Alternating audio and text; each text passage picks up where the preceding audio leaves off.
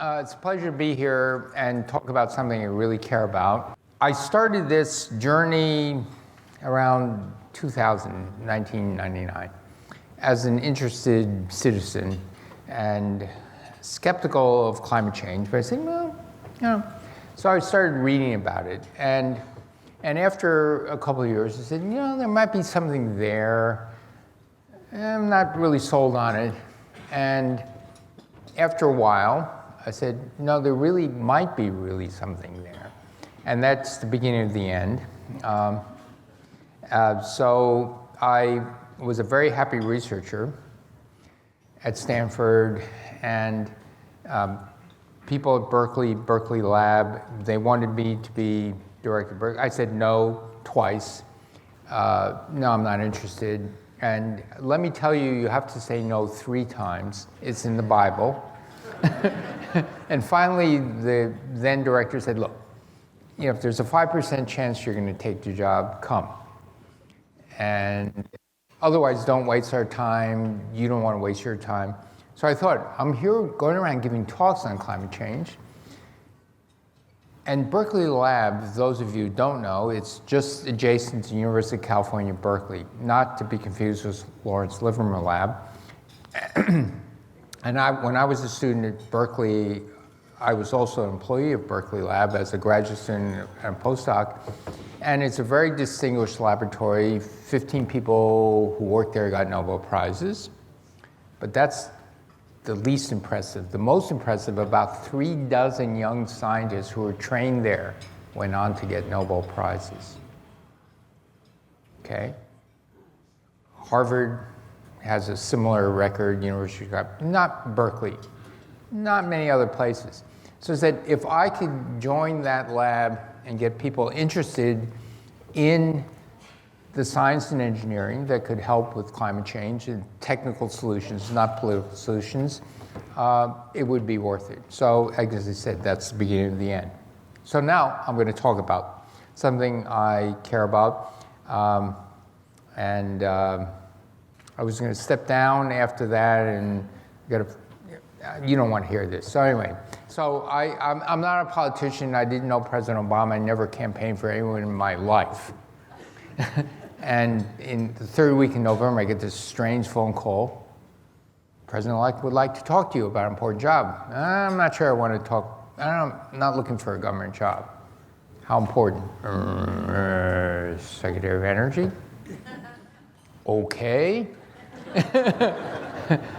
That rises the threshold. So I met with him.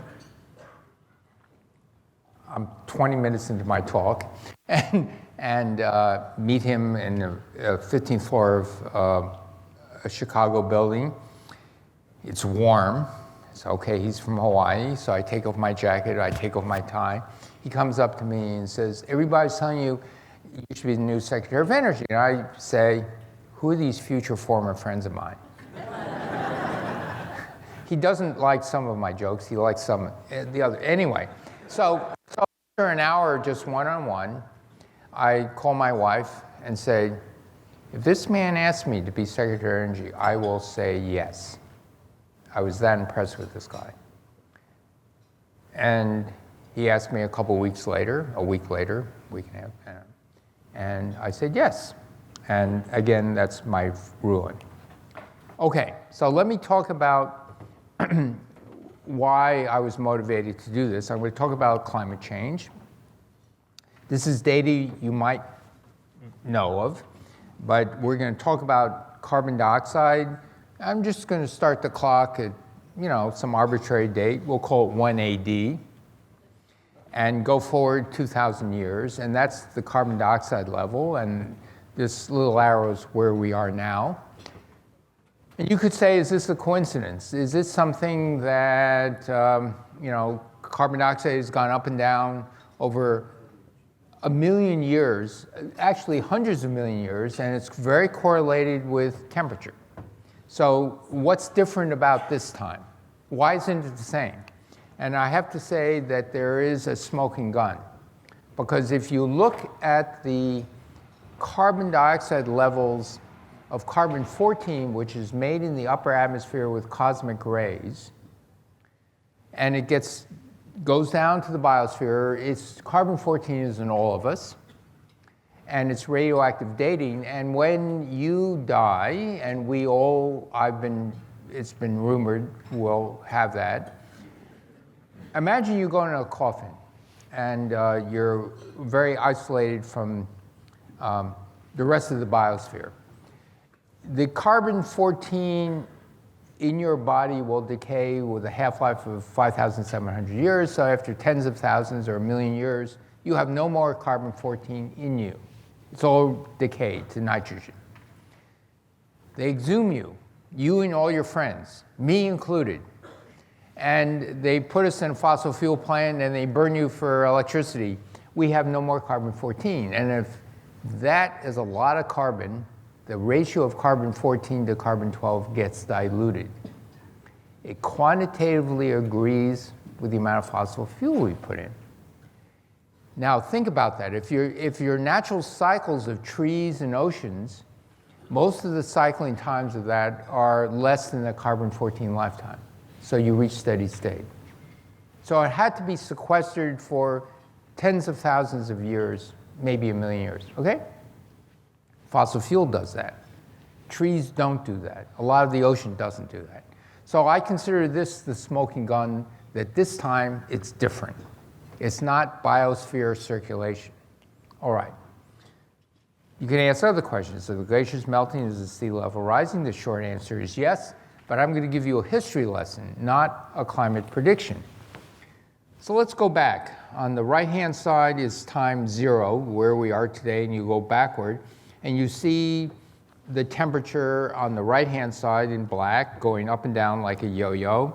That's natural causes, because I can assure you 50,000 years ago, humans had nothing to do with this. You look back in the last warm period where that red arrow is, and we're about 1.5 degrees, maybe 2 degrees. That warm period was warmer by at most 2 degrees. What was the sea level during that time? How do we know what the sea level was? Well, you can look at fossils of seashell critters who live at the border of land and ocean. You can radioactively date them. Where were they living? You can't look at it in one place. You'll have to look in hundreds of places, because land goes up and down. And so what we find is that in this warm period, roughly 125,000 years ago, the sea level was 6 to 9 meters higher. So that's history, not a climate model.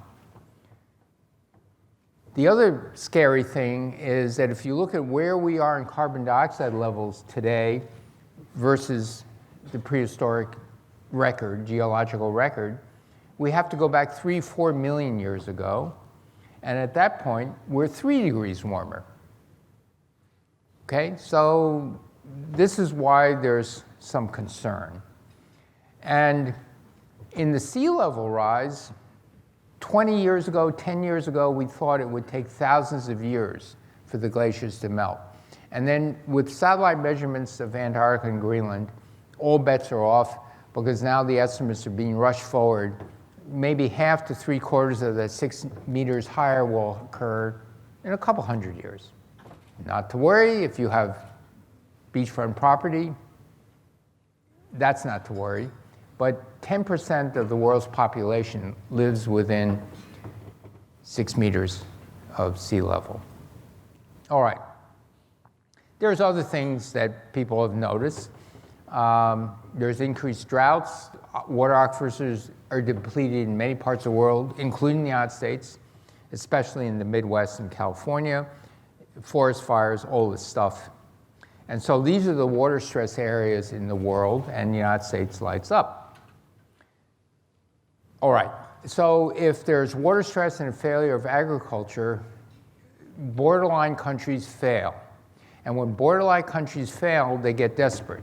As we've seen, maybe 5 million refugees in Europe over the last 3 years, and then Europe is undergoing a crisis. We've seen, having nothing to do, not very much to do with climate change for sure, in Central America, wanting to come to the United States because they're desperate. But in this scenario where agricultures fail and economies fail, we're not talking about 5 million, we're talking many, many more than that.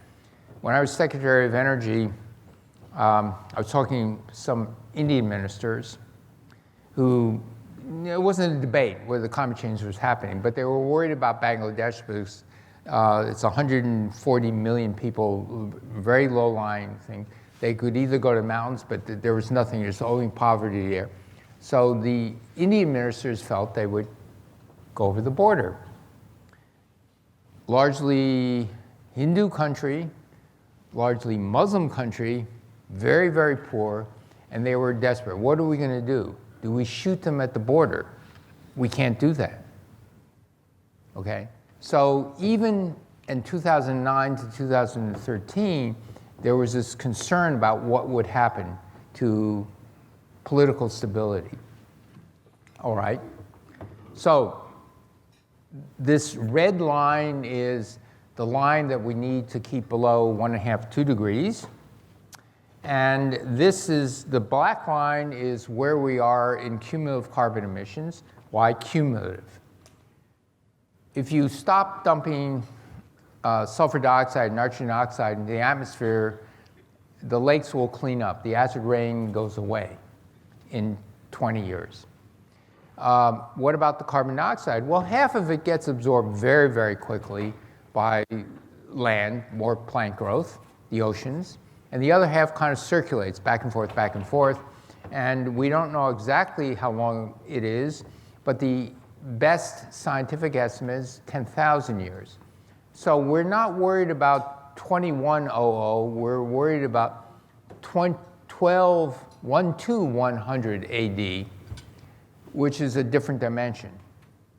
For that reason, we think of cumulative emissions. It doesn't go away for roughly half-life 10,000 years. All right. Let me also remind you that 3/4 of the carbon emissions occurred since 1950. And although Yogi Berra did not say that, he could have said this: if you don't change direction, you will end up where you're heading. And so in the next 35 years, 30 years, based on current emissions, we pass through this dotted line. Okay? So it's not if, it's when.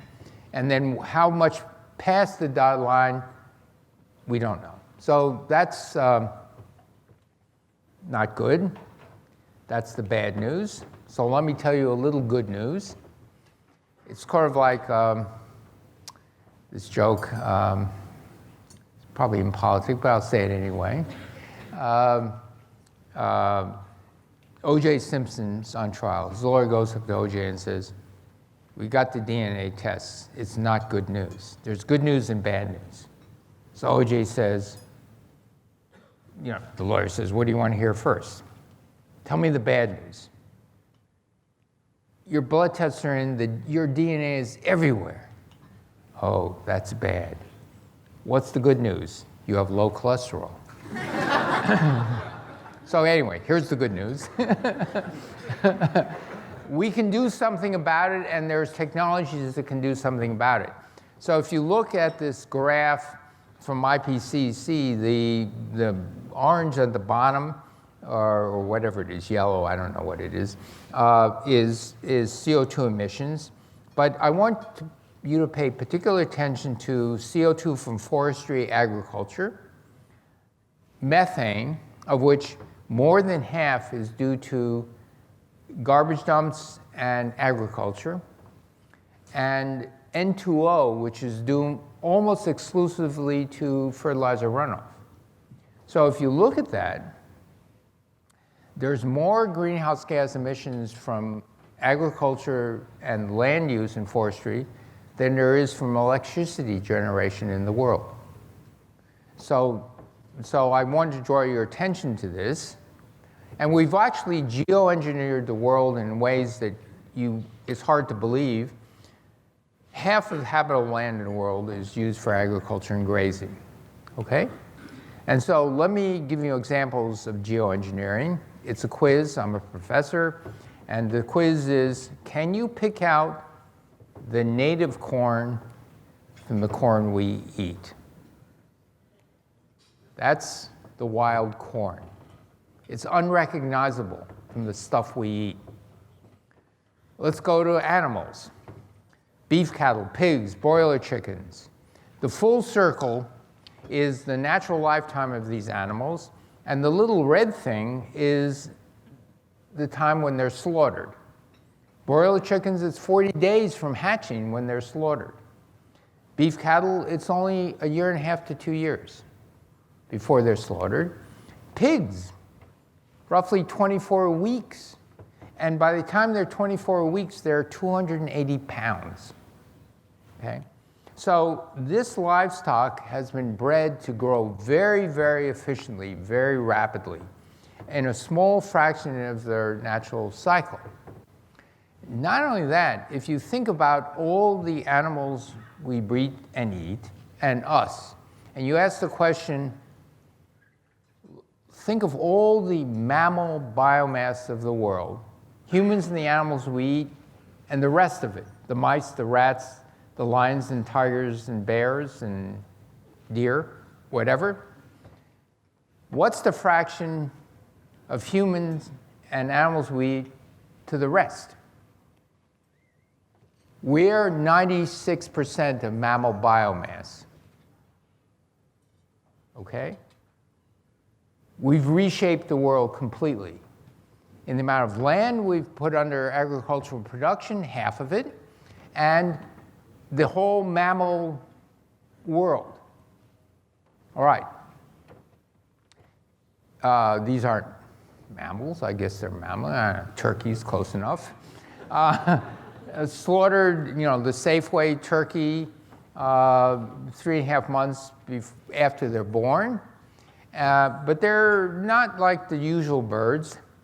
They're so breast heavy and they grow so rapidly, they're not going to really reach adulthood. They'll fall over. But that, no matter, they're slaughtered very quickly, and they can't mate, so they're artificially inseminated. Now, if you wait for Big Tom at 24 pounds, they're more like real birds. But let me remind you what real turkeys, wild turkeys, look like. These are wild turkeys. Now, we don't know how old they are. We know how old this wild turkey is. Wild Turkey 101, 8 years, or so they claim. Okay, let's move on. Let's talk about the carbon emissions. China is now the leader in world carbon emissions. It's double the United States today. The United States comes in, and the whole EU 28 or EU 27 plus 1 are less than that. But if cattle we eat and the dairy cows we raise were a country, they would be more carbon emissions, greenhouse gas emissions, than the entire EU 28. Okay? Kind of profound. Now, I'm not here to tell you you shouldn't eat beef. That's a personal choice. However, you probably have people at home, like your kids or your grandkids, who are beginning to realize that if they can do something in the world as a personal choice, don't drive a big car, don't even own a car, and meat substitutes. And so these are 2 meat substitutes: Impossible Food burgers and Beyond Beef. There are many more. Sadly, Impossible Food burgers are impossible to buy in a supermarket. Hopefully that will change. And there's really interesting chemistry associated with Impossible Food burgers. I happen to know because I know the founder of this company. He was a very distinguished biochemist at Stanford. And he calls me up and says, "Steve, you inspired me. I quit my job." He was a Howard Hughes senior medical advisor. I said, "You did what?" He said, "If you are willing to become Secretary of Energy, I need to do something about climate change, but I'm just a chemist.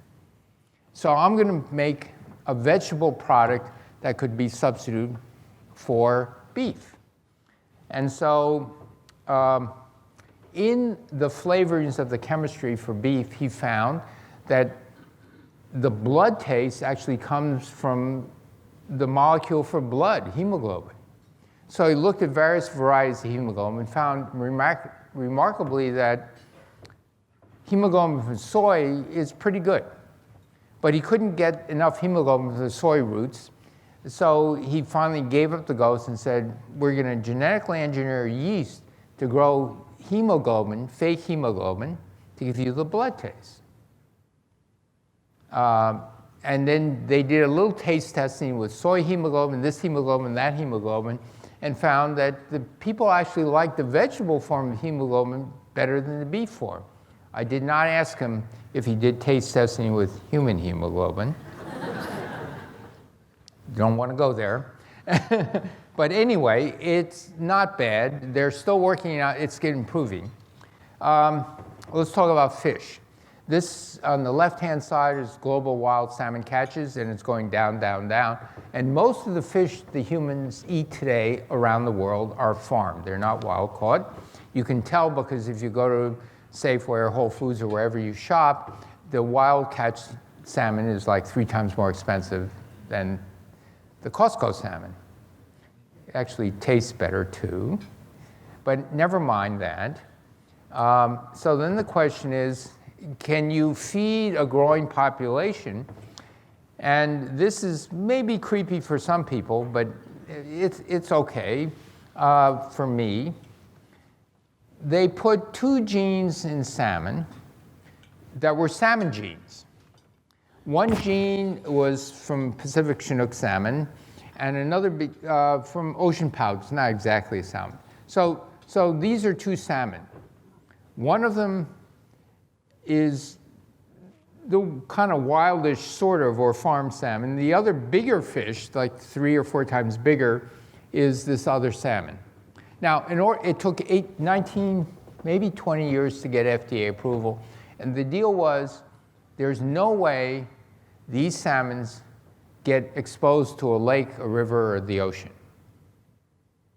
They're on land, heavily filtered water, and that's it.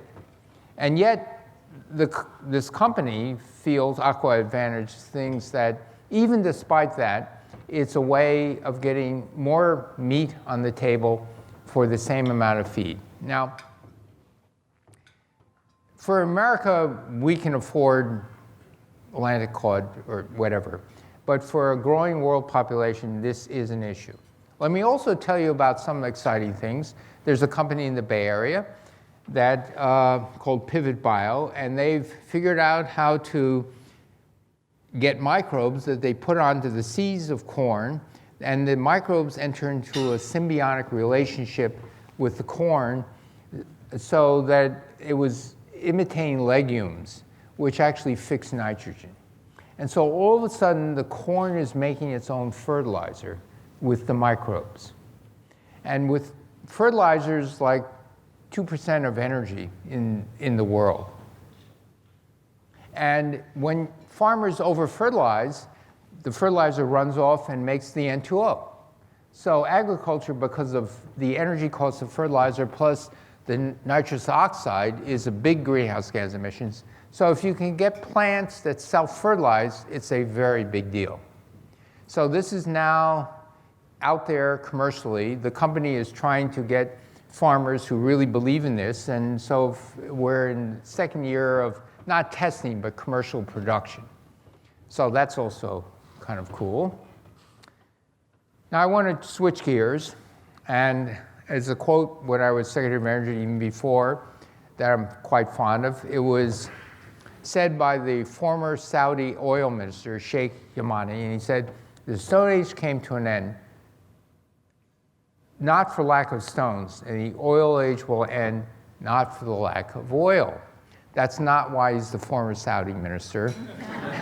What he really meant is that you went from stones to other things because the technology got better. And as long as oil is a good technology, it will stay there until you invent something more. So you transition to better solutions. And if you don't find a better technical, including economic solution. And if you're a country that has trillions of dollars of money under the ground, it comes out. Okay? Let me tell you how good petroleum is. If you think of energy, on the x-axis is energy per unit weight, on the y-axis, energy per unit volume. You want energy that's compact in volume and compact in weight, and leading the charge are diesel, kerosene, and gasoline. Kerosene, jet fuel is mostly kerosene, and a few additives, so if the jet engine goes out at high altitude, you can restart it. Very important. Okay. The other thing is fat, body fat. Same high energy density, because nature figured out if you want a mobile platform, you want the highest energy density possible, which is oil-like compounds. Down here are batteries, like really close to zero, okay? But it doesn't have to be that good, because batteries actually are much more efficient. They're 95% efficient. The internal combustion engine car is only 30% efficient. So they actually come and meet not so far away. Another quiz. What does a Boeing 777 have in common with bar-tailed godwit? You probably don't know what the bar-tailed godwit is. It's a little bird about this big. And the answer is, this is 4 years old. Both can fly nonstop 11,000 kilometers. The really long-range 777s are now 1,400 kilometers. So they've outpaced the bar-tailed godwit. At takeoff, both the plane and the bird are more than 50% weight in fuel. This bird lives half the time in Alaska and half the time in New Zealand. Okay? And most of them kind of stop off in China for refueling, but then they started having really light GPS sensors on them, and they found out some reasonable fraction of them actually take off in Alaska. They fly on the Pacific, they kind of look down, they see Hawaii, and then they turn right. They don't land. And they land one skinny bird. Okay? It's amazing. I don't know how they sleep, but never mind that, because it takes a couple of weeks. Okay, so that's just to impress upon you how good liquid hydrocarbons are. Now, in the meantime, solar and wind are really getting terrific. Solar, for example, in the Middle East, power purchase agreements. That means you get an unsubsidized bid, lots of sun, including profit, and contracts are now selling for 2 cents a kilowatt hour. And the oil and gas companies around the world and multinationals think in 10, maybe 15 or 20 years, renewable energy will be 1.5 cents a kilowatt hour, which is really cheap. However, it's not on all the time, but because of that, in addition to the solar and wind, you have to have backup power, you have to have energy storage, you have to have enhanced transmission and distribution systems. Let me also say that I think we're going to have these things. It's going to take very inventive people, but I'm very optimistic. But let me talk a little bit about just transportation electric vehicles. An optimistic view is that by 2040, maybe 55% of all personal vehicles and light-duty pickup trucks will be electric vehicles. So, why such a fast transition? Let me go back in history. This is a picture Easter morning, 1900 New York. It's the Easter parade. And here's a picture Easter morning, 1913, Easter parade. What's the difference? One car, one horse and buggy. 13 years. What propelled that in 13 years? Well, because you need a huge infrastructure change. You need better roads, you need a gasoline supply chain, you need repair shops. And what propelled it was a serious environmental problem. What's the problem? The problem was in 1880, 160,000 horses in New York City, producing 3 to 4 million pounds of horse poop a day. It's piling up everywhere. Along comes a poopless carriage. Perfect. Okay? So it was the poopless carriage that actually made the adoption of automobiles really fast. Let's fast forward 100 years. This is Beijing in a bad air day. And we're beginning to find out that PM 2.5 is particularly dangerous. And large epidemiology studies being followed up by even larger studies, all confirming that even a small amount of PM 2.5, in this case, in this study, only 5 micrograms per cubic meter, give you an 18% higher chance of getting lung cancer. The average air in Beijing in 2013 was 76 micrograms per cubic meter. So this is pretty serious stuff. Delhi is much worse. Delhi is like 300 or 400 average. And so in 2016, Beijing was like a pack of cigarettes a day. So Delhi, you're 3 or 4 packs of cigarettes a day. Everybody smokes from day 0. Here's the scary thing. Lung cancer is not the biggest problem. Just like cigarette smoking, it's coronary disease, stroke, lung cancer. So let's talk about the batteries. Will there be enough natural resources to supply the batteries? The batteries that we use today in our cell phones and our vehicles use a lot of cobalt. And so this is a projection to 2030 only, where you see the EV batteries, the portable batteries, and non-industrial batteries, and you see that there's going to be a rapid demand, and the black line is the supply. And so if EVs get really popular, they're going to get very expensive because the world is not going to have cobalt. And so the word is you've got to get rid of the cobalt. In fact, even nickel will be too expensive. The good news is the cost of EV batteries has declined tenfold in the last 10 years. It's going to decline another 2 or 3-fold.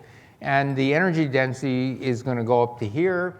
Why am I so confident of that? Because I'm on the board of a battery company, and we're now shipping samples to companies with that energy density.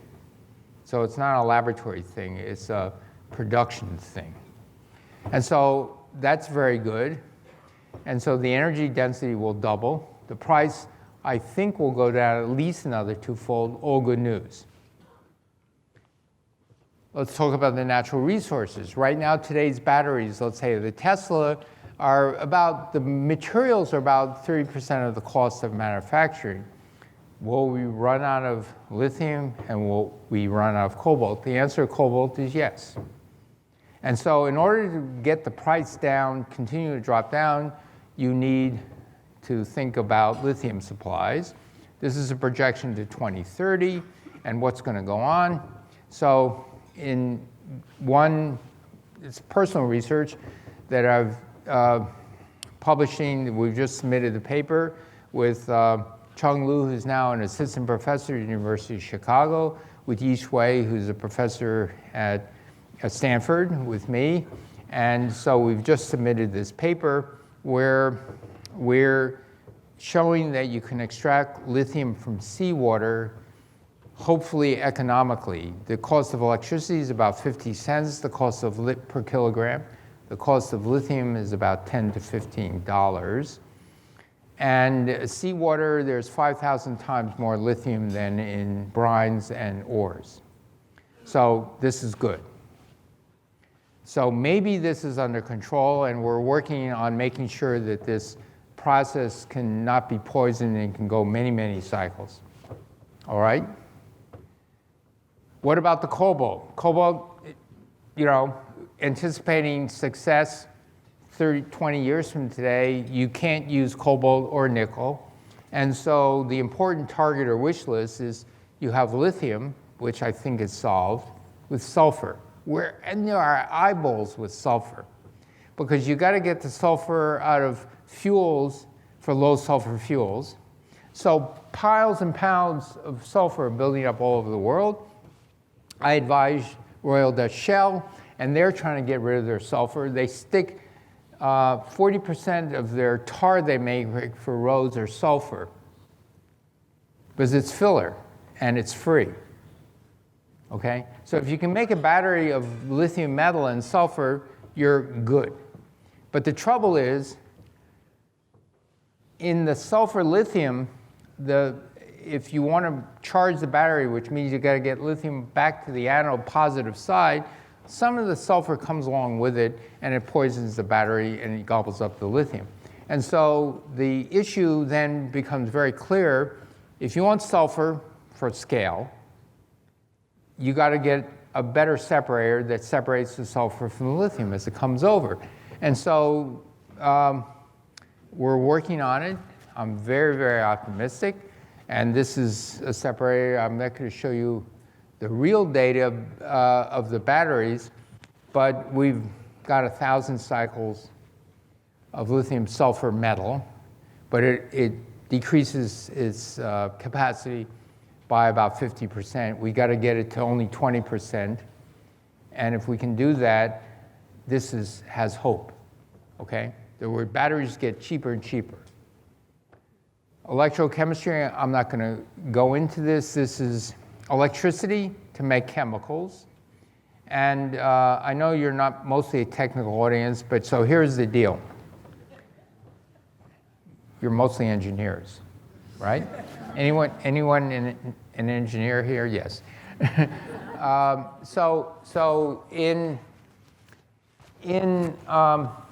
If you want to convert something into something more valuable, you want to give energy into it, as opposed to fossil fuel. So we're in the carbon business. You take fossil fuel, oil, natural gas, high energy value, you go down and you make stuff.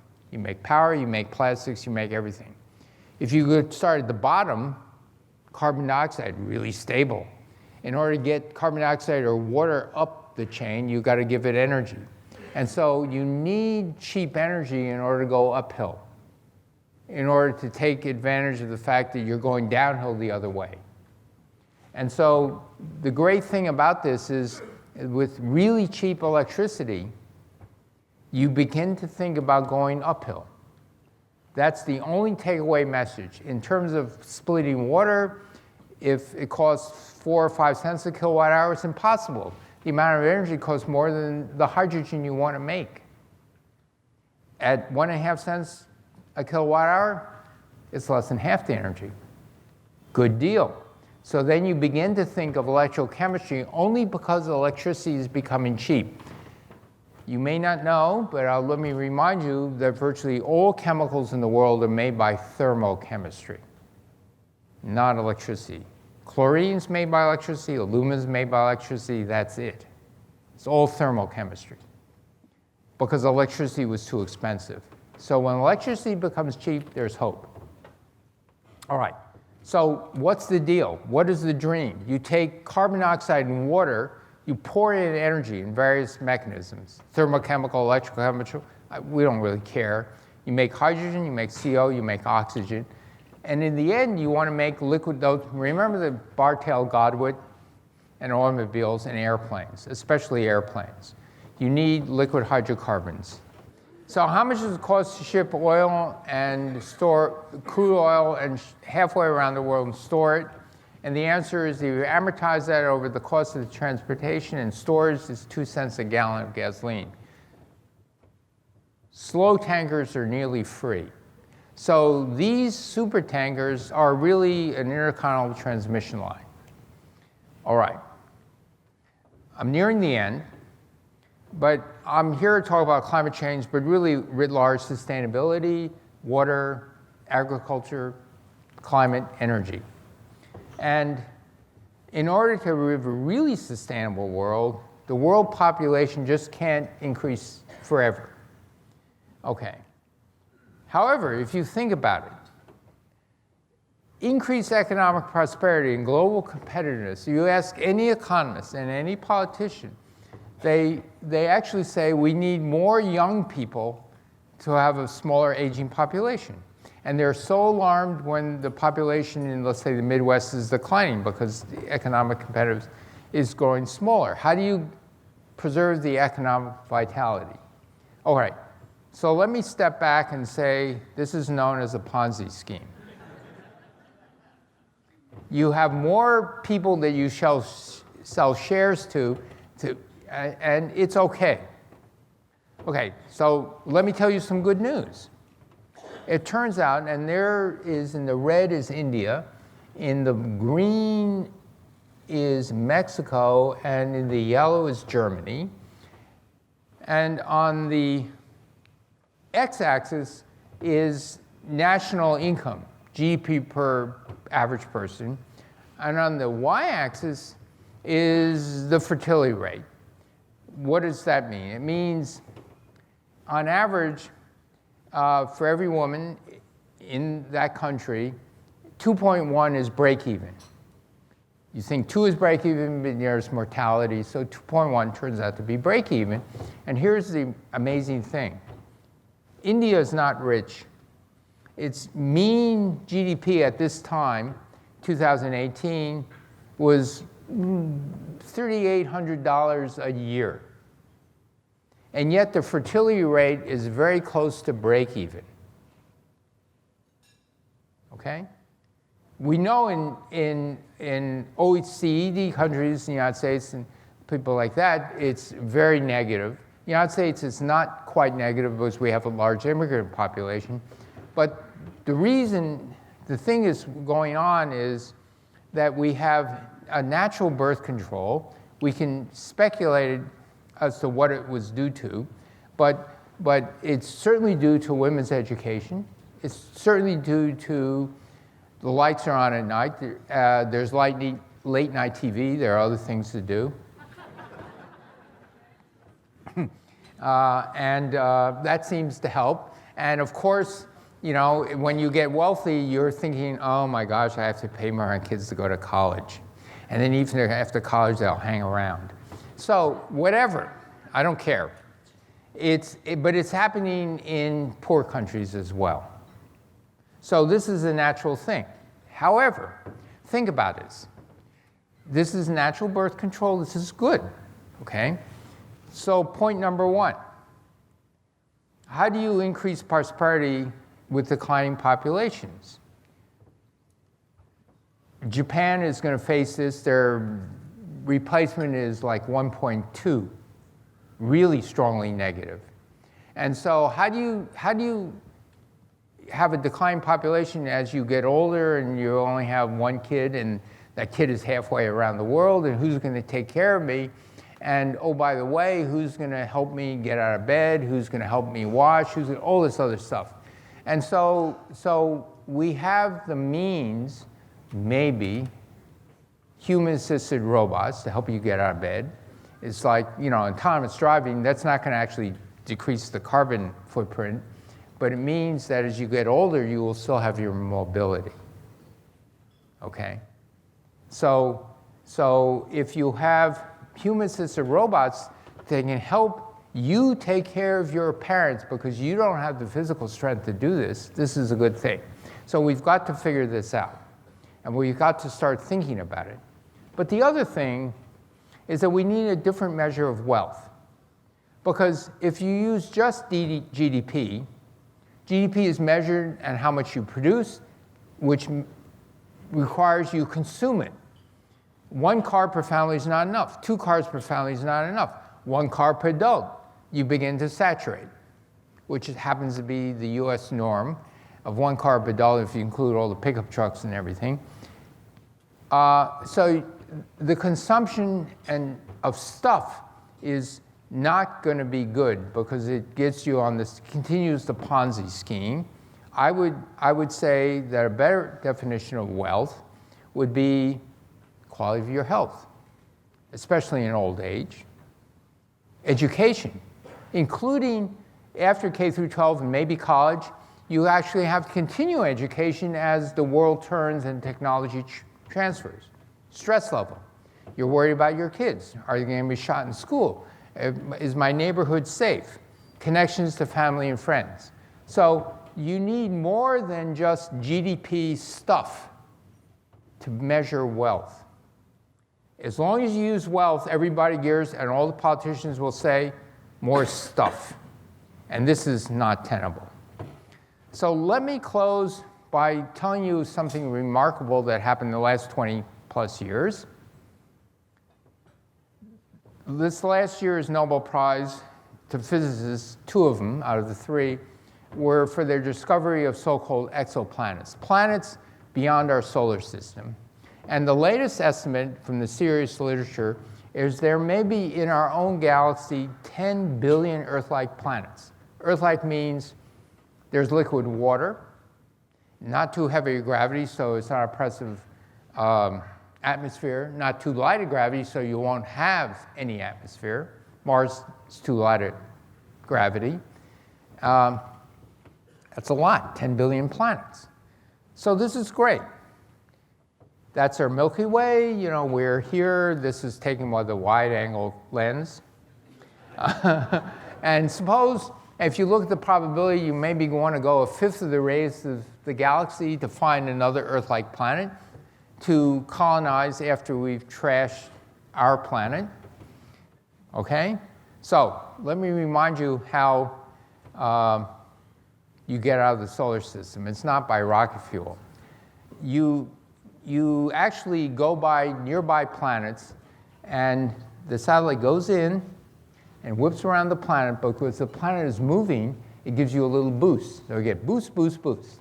And by the time you get out there, you're going pretty fast. And in the graph on the right is actually the velocity of things like Voyager and these other things. And you see, as you go out of the gravitational pull of the Earth, it slows down. You whip by a planet, you get this little spike up, and it slows down. You get another spike up, and it slows down. If you really wanted to maximize the boost and not kind of look at the planets while you're going by, you can probably, instead of 20,000 kilometers a second, you can probably get up to 70 kilometers a second. That's really fast. 20,000 kilometers a second. Okay, how long does it take to get out of a galaxy? 45 million years. To get to 1/5 of the radius of the galaxy. 45 million years is a long time. Nothing we've made lasted 5,000 years, let alone 5. Okay, here's the other problem. You're now going 70,000 kilometers a second. You get to your planet, how do you land? Violently. Okay? So, let me close with one of my favorite pictures. It's taken on Christmas Eve, 1968. I was a college student. And it was called Earthrise. And after the last orbit around the moon, the capsule turned earthward. And the astronauts actually had handheld cameras to take these pictures. And the astronaut who took this picture, Bill Anders, said, "We came all this way to explore the moon. The most important thing is we've discovered the Earth." Think about it. Moon is not a good place to live. No air, no water, no magnetic field to shield you from cosmic rays, so you get a lethal dose of radiation. I hope I convinced you you ain't going somewhere else. And so this is a wonderful planet, but in the years since 1968, we've found that we've altered the destiny of the planet. It is largely caused by humans, and we have to take care of this one because there's really nowhere else to go. Thank you.